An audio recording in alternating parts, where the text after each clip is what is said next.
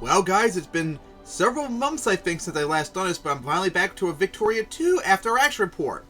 As this is my game as Iraq, the first time I finally played them in full. I've played them several times over the years, but I never was able to finish it because at first, when I started playing the games, I didn't know how to really fight combat really well. And of course, I would struggle against the Arabian states in the south. So then I figured that out eventually. But then the problem became Spain over there would attack me to try and break me up. So that made me rage quit those as well. But then I finally got figured out where I took over the Arabian Peninsulas with ease, and I was able to keep my relationship high enough with Spain so they wouldn't attack me.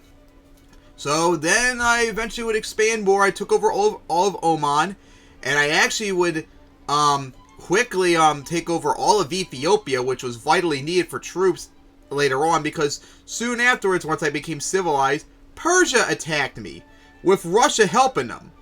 And on my own, I was somehow able to beat them and actually take this territory away from them.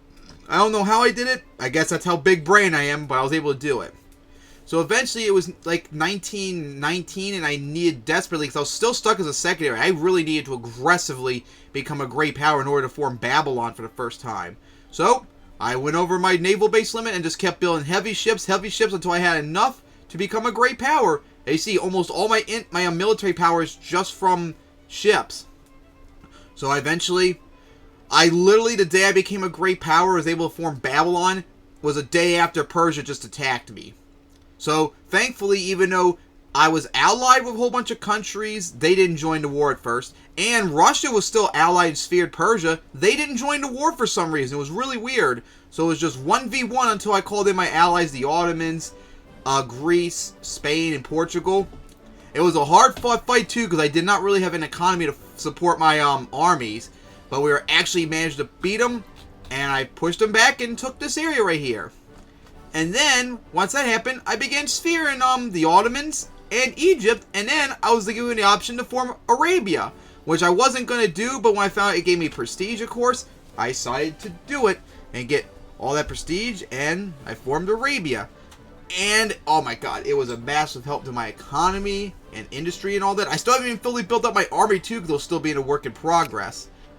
But yeah, so this is the second time I played Arabia. I played them several months ago when I played Nej, but now I did as Iraq. Quite impressive. I wish I could have taken more, but when your army is this small for most of the game, it was really difficult to do so. Especially when really no one would help you whatsoever. But I did it, and I was able to form Babylon as well. Sucks. It was not only for a few years. But hey, that's my Arabia game. It's not as good as my one where I did as Nej, where I took over all of this. I couldn't take over the Ottomans since I had them on my sphere, and they were allied with Russia. Oh, China.